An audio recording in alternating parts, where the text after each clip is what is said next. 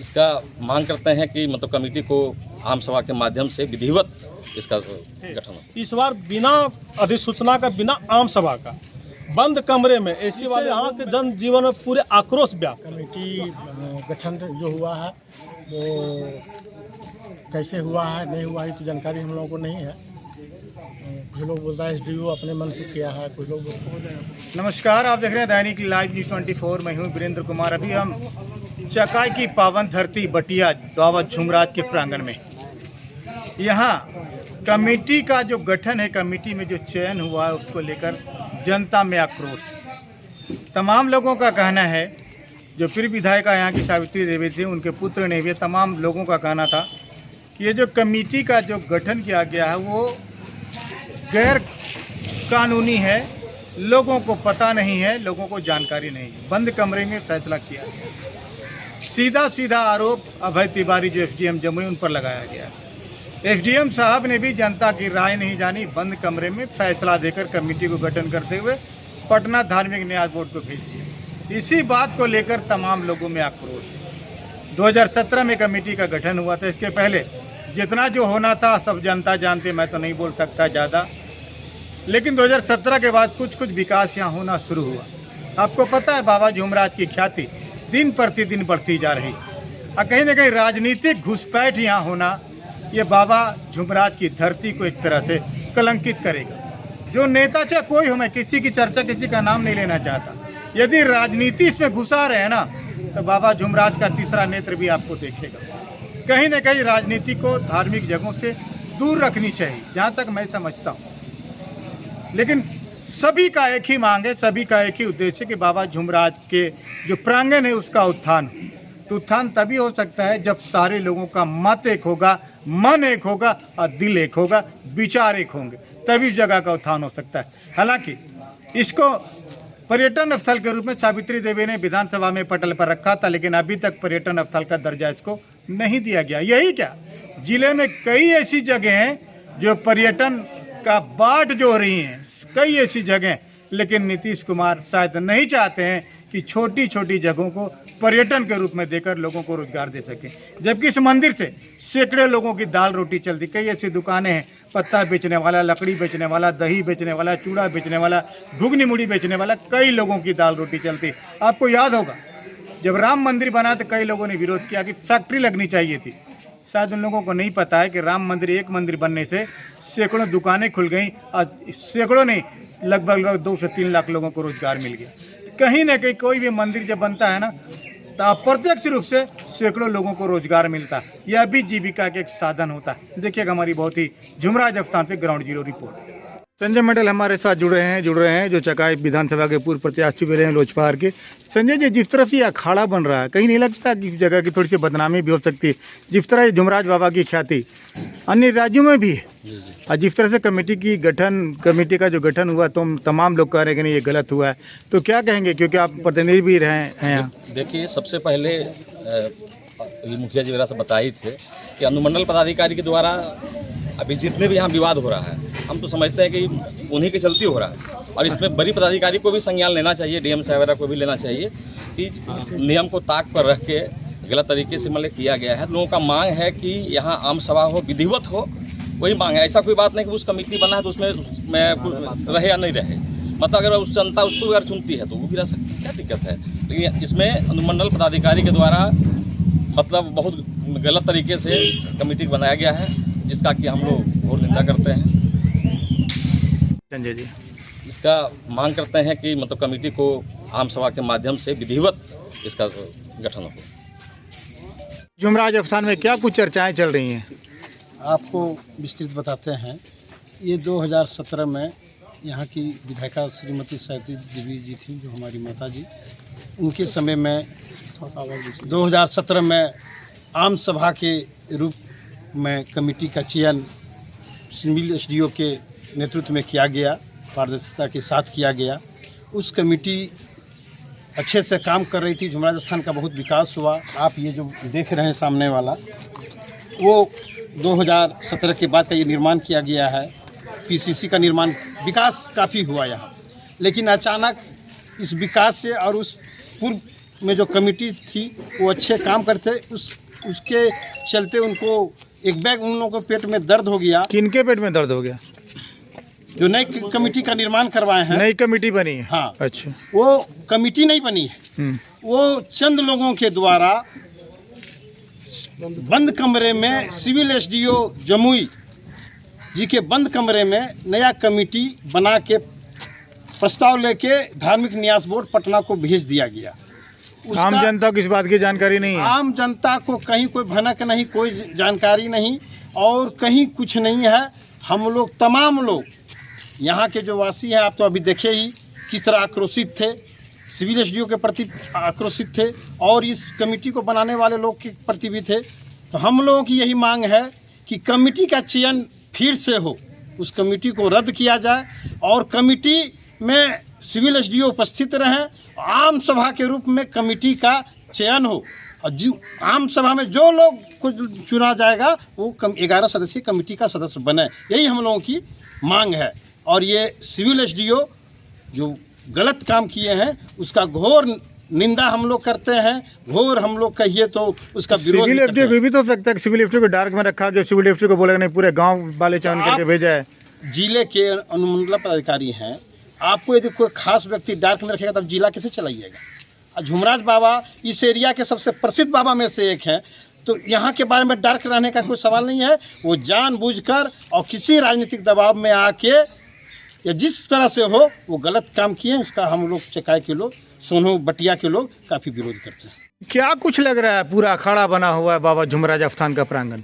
देखिए, हम संक्षिप्त रूप से यह बताना चाहेंगे कि यहाँ पूर्व से धार्मिक न्यास समिति बाबा झुमराज का चलते आ रहा है। 2017 में इसका पुनर्गठन भी अधिसूचना धार्मिक न्यास पटना के द्वारा उनका अधिसूचना के आधार पर किया गया था, लेकिन बीच में जो इस बार जो इतनी बड़ी जो आक्रोश देखने को जो मिला, जो इतनी संख्या में लोग उपस्थित थे, इस बार बिना अधिसूचना का, बिना आम सभा का, बंद कमरे में एसी वाले रूम में बैठ के हमारे श्रीमान अनुमंडल पदाधिकारी जमुई के द्वारा 10 सदस्य बनाकर धार्मिक न्यास पटना को भेज दिए और वही अनुमोदन करा के लोग चले आए और आज यहाँ पे हो भी है, जिससे यहाँ के जन जीवन में पूरे आक्रोश व्याप्त है।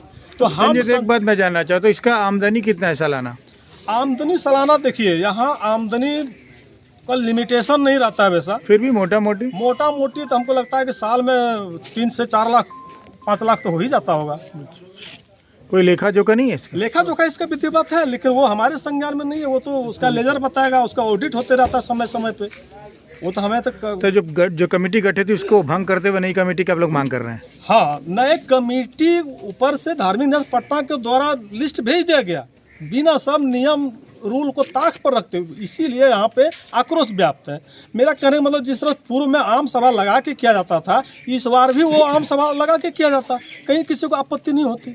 इसलिए हम चाहेंगे अनुमंडलाधिकारी और पूरे जिले के पदाधिकारी लोग सब यही डिमांड करेंगे, यही मांग करेंगे कि यहाँ जो आक्रोश व्याप्त है, नियम संगत इस न्यास पुनर्गठन की प्रक्रिया हो, ताकि यहाँ आम आवाम में शांति प्रदान हो। जैसे कमेटी जो नई बनी है उसका लोग विरोध कर रहे हैं, तो क्या कुछ कहेंगे? क्या नाम है आपका? मेरा नाम सत्यनारायण यादव है और कमेटी गठन जो हुआ है वो कैसे हुआ है नहीं हुआ है तो जानकारी हम लोगों को नहीं है। कुछ लोग बोलता है एसडीओ अपने मन से किया है, कुछ लोग बोलता है यहाँ तो टोटल मिला जुला के पॉलिटिकल अखाड़ा बन रहा है। सभी अपना रोटी सेकने की इंतजाम कर रहे हैं। चुनाव कौन रोटी सेकना चाहते हैं? टोटल यहाँ किसी को नहीं बस का जा सकता है। टोटल पॉलिटिकल लोगों का इंटरफेरेंस है। तो ये बाबा झुमराज की तरह से बदनाम हो जाएंगे। झुमराज बाबा बदनाम क्या होंगे? झुमराज बाबा का तो मान लीजिए जो पुरानी कमेटी थी तो कुछ दिखाई तो पड़ रहा है। बिल्डिंग वुल्डिंग जो कंस्ट्रक्शन हुआ है, ये जो 17 कमेटी निर्माण हुआ उसके माध्यम से हुआ है, और उसके पहले क्या हुआ है तो सब लोग जानता है, हम लोग भी जानते हैं और बाकी सब जानता है। कुछ लोगों का आपत्ति है कमेटी में, कुछ बाहर के लोगों को इसमें रखा गया है, स्थानीय लोग नहीं है, स्थानीय लोगों का प्रतिनिधित्व नहीं दिया गया है, वो किसी खास 1 या 2 वर्ग के लोगों को दिया गया है, इसका विरोध है।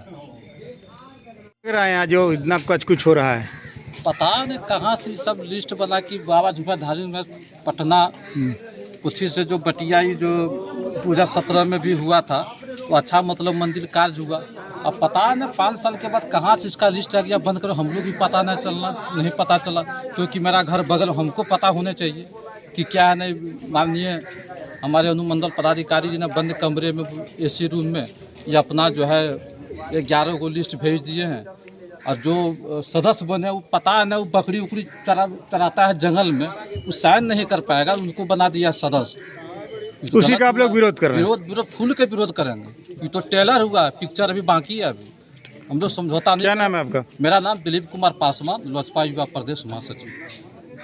नंद किशोर यादव। नंदकिशोर जी, जो घमासान मचा हुआ है यहाँ बाबा झुमराज अस्थान के कमेटी को लेकर, तो क्या कहेंगे? जी, ये जो नवनिर्मित कमेटी है वो एक तरह के प्रभाव में आकर, किसी के प्रभाव में आकर गठन कर दिया गया, जो कि अमान्य है। किसी तरह का आम सभा नहीं किया गया है, न किसी को कोई जानकारी दिया गया है। किसी खास व्यक्ति के प्रभाव में आकर इस तरह का हमारे अनुमंडल पदाधिकारी द्वारा चयनित करके न्यास बोर्ड को भेज दिया गया। तो यहाँ से सूची गई तब ना अनुमंडल पदाधिकारी की। अनुमंडल पदाधिकारी को क्या मालूम है कि कौन क्या है? उनके यहाँ कुछ लोग जो चुपचाप एक लिस्ट बना के दे दिए, जो कि सार्वजनिक नहीं है। इसके लिए आप लोग चाहते हैं सार्वजनिक हो? हम लोग तमाम लोग का यहाँ से महाशय से निवेदन है कि आप आकर सार्वजनिक करके जो भी चयनित व्यक्ति हों उनका देख रेख में बाबा झुमराज की प्रगति हो, इसमें हम लोग का पूर्ण सहयोग रहेगा। जैसा कि तमाम लोगों ने आरोप लगाया था कि एसडीएम अभय तिवारी ने इसमें कहीं न कहीं गलती की है या कहीं न कहीं दबाव में आया है। मैंने एसडीएम अभय तिवारी से बात की। अभय तिवारी ने कहा कि अगर इस कमेटी का ये लोग नहीं मानते तो धार्मिक न्यास बोर्ड पटना में लोगों को आवेदन देना पड़ेगा और वहीं से कुछ हो सकेगा।